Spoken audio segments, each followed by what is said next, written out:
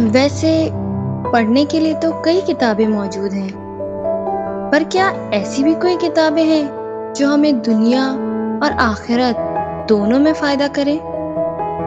جی ہاں، تو آئیے میری لائبریری میں بک ان مائی لائبریری۔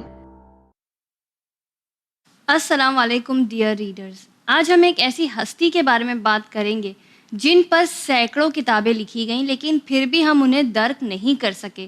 ہم چاہے ان کے اوپر کتنی بھی کتابیں پڑھ لیں لیکن ہم انہیں سمجھ نہیں سکتے، کیونکہ جو لوگ ان کے ساتھ تھے وہ بھی انہیں نہیں سمجھ پائے۔ لیکن ہم پھر بھی چھوٹی سی کوشش کرتے ہیں کہ کسی طرح ہم ایسی ہستی کو سمجھیں، روح زمین پر چلنے والی رحمت، یعنی وہ ہستی جو ہمارے پرفیکشن آف مورلز کے لیے آئے، یعنی اخلاق کی درستی کے لیے۔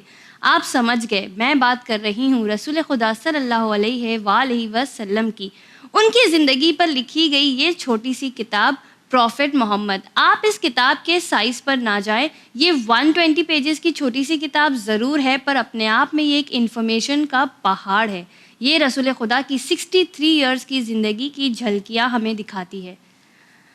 عالم مجلسوں میں پڑھ لیتے ہیں کہ رسول خدا صلی اللہ علیہ وآلہ وسلم نے بہت محنت اور مشقت سے اسلام کو پھیلایا، لیکن کیا ان کے پیچھے کا سٹرگل کوئی جانتا ہے کہ وہ کیا چیلنجز تھے جو رسول اللہ نے فیس کیے؟ ہم بہت آسانی سے سن لیتے ہیں، لیکن جب آپ ریڈ کرتے ہیں تو آپ کو احساس ہوتا ہے کہ it was not an easy task.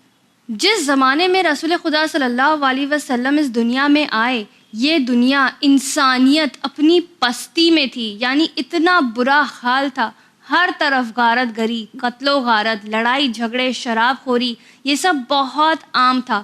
خاص کر کے غریب طبقے کے لوگ اور عورتوں کا بہت برا حال تھا اس دنیا میں۔ اور میں صرف عرب کی بات نہیں کر رہی ہوں، عرب میں تو یہ سب تھا ہی، لیکن ساری دنیا میں اتنا برا حشر ہوا تھا لوگوں کا کہ کسی میں انسانیت بچی ہی نہیں تھی۔ ان کے دل بہت زیادہ سخت تھے، ان پر کسی بھی بات کا اثر نہیں ہوتا تھا، اور ایسے لوگوں میں رسول اللہ آئے اور ان لوگوں کو دین سکھایا جو انسانیت تک نہیں جانتے تھے۔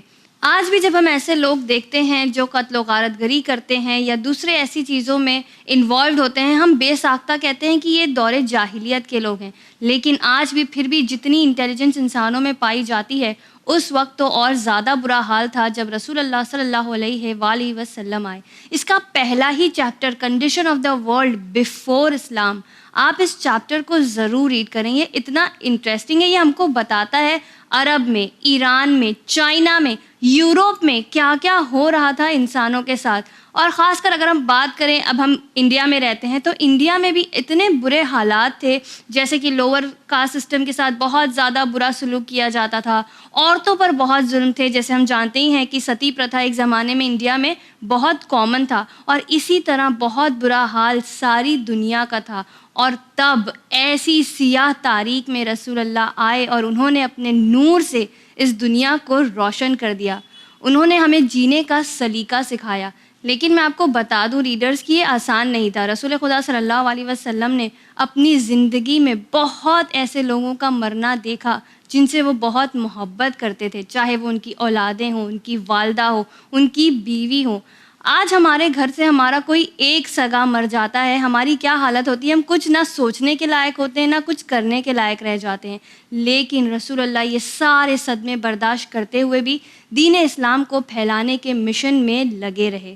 اور پھر اسلام کو پھیلانے میں ان کا کس نے سب سے زیادہ ساتھ دیا، ان کی ہمت بن کر ان کے ساتھ کون کھڑا رہا، سب سے زیادہ ان کے ساتھ دشمنی کس نے کی، ایسے بہت سارے سٹرگلز کے لیے آپ اس بک کو ضرور منگائیں۔ اور میں آپ کو جیسے بتا دوں، آپ کو اس بک کو آرڈر کرنے کی ضرورت بالکل نہیں ہے، یہ بک ہم آپ کو فری میں پہنچا رہے ہیں۔ آپ کو صرف winislam@gmail.com پر ہمیں میل کرنا ہے اپنا ایڈریس، اور ہم آپ کو یہ بک آپ کے گھر تک پہنچائیں گے۔ تو آپ لوگوں کو پتہ ہے کہ اب آپ کے لیے بک حاصل کرنا، ریڈ کرنا بہت زیادہ آسان ہو گیا ہے۔ میں آپ سے لیتی ہوں وداع، تب تک کیپ ریڈنگ، کیپ شیئرنگ، خدا حافظ۔